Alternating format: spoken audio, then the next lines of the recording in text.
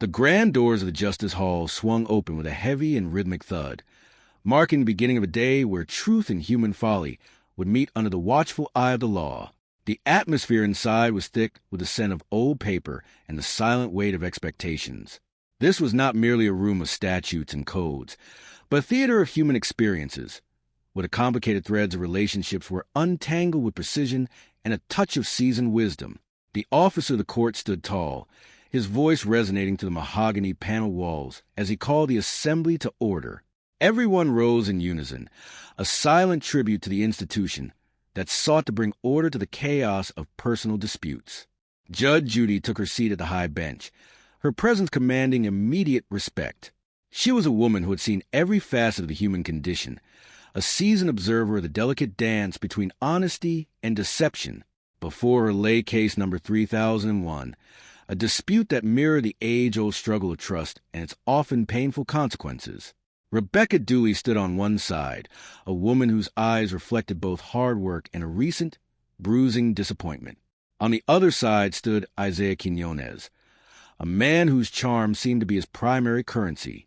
The judge began the proceedings by seeking to understand the foundation of the woman standing before her. Rebecca explained that she was a person of many talents, balancing the physical discipline of personal training with the delicate artistry of an esthetician.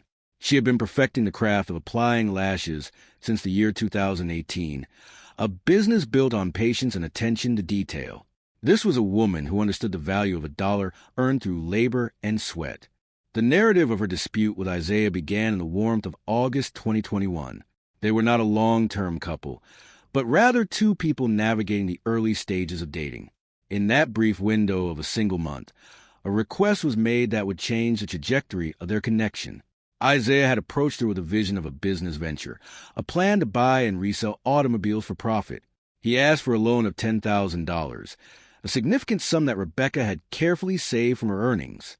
Judge Judy looked at Rebecca with a mixture of curiosity and concern. To the judge, the idea of handing over $10,000 to someone known for only 4 weeks seemed far from intelligent. Rebecca admitted as much, her voice tinged with a clarity that only comes with hindsight. She had seen potential where there was only a promise. She had transferred the money, believing it was an investment in a future they might share, or at least a professional stepping stone for a man she cared for. As the testimony unfolded, the complexity of their financial exchanges became clear. It was not a single, clean transaction.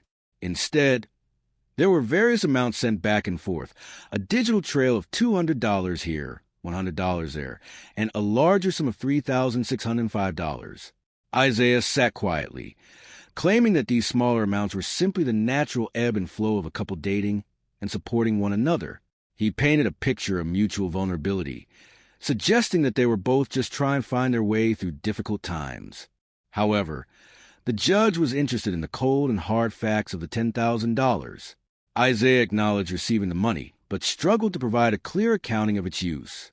He spoke of buying 2 vehicles for $9,500 and then selling them for $8,000, claiming a loss.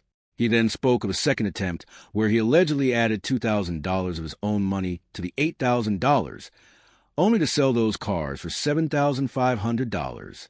Judge Judy, with her sharp mind for mathematics and human behavior, saw through the shifting stories. She pointed out that even by his own calculations, he was holding on to money that did not belong to him. He was a man who claimed to be a bad businessman. But the judge saw something else, a hint of a con artist who used the guise of a relationship to cushion his financial failures. She spoke of love bombing, a term Rebecca used to describe the overwhelming affection and promises Isaiah used to gain her trust.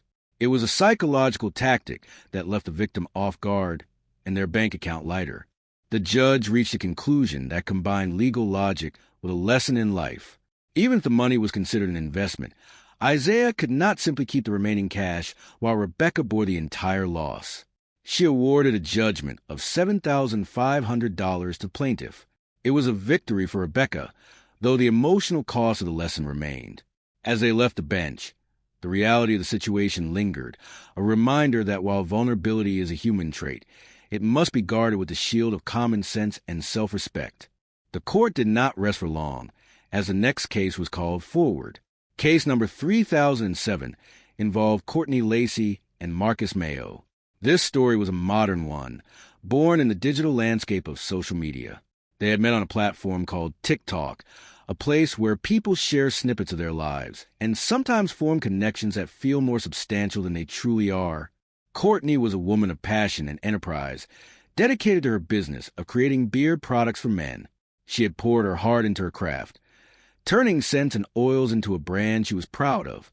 Marcus, a man from Connecticut, had traveled all the way to Ohio to help her at a vendor fair.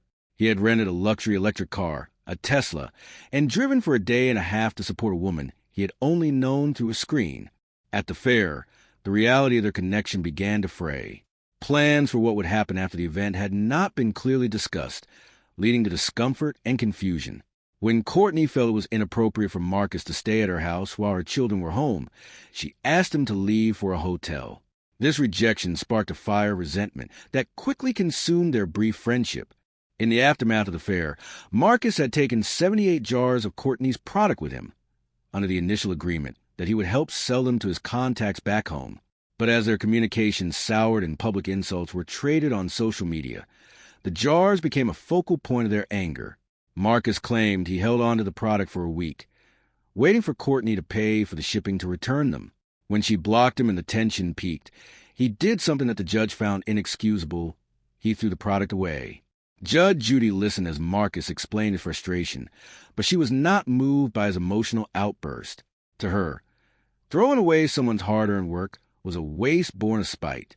She calculated the cost of the jars, which was approximately $6 or $7 each for Courtney Produce, totaling $468. While Courtney had sued for a much larger amount, including lost wages and harassment, the judge focused on the actual loss of property. The final words of the judge were a warning to all who navigate the world of online friendships. She spoke of red flags, the warning signs that people often ignore in pursuit of connection. If you do not know a person's full name or their history, they should not be flying across the country or entering your home. It was a call for boundaries in an age where the lines between the digital and the physical are increasingly blurred. The judgment was set at $468. As the parties walked away, the courtroom settled into a momentary silence. Two stories, different in their details but identical in their core, had been told. They were stories of people searching for something, whether it was love, success, or friendship, and finding instead the harsh reality of misplaced trust. But through the guidance of the court, a sense of balance was restored, and the participants left with a little more knowledge than they had arrived with, a reminder that the path to wisdom is often paved with the lessons of our own mistakes. The court stood adjourned, the echoes of the day's lessons reflecting off the walls. Justice had been served, not just in dollars and cents, but in the clarity of truth, providing a gentle but firm reminder of the value of integrity and the necessity of self-protection in a complex world. Each person left the room a bit wiser, carrying the weight of their experiences, but also the light of a new beginning.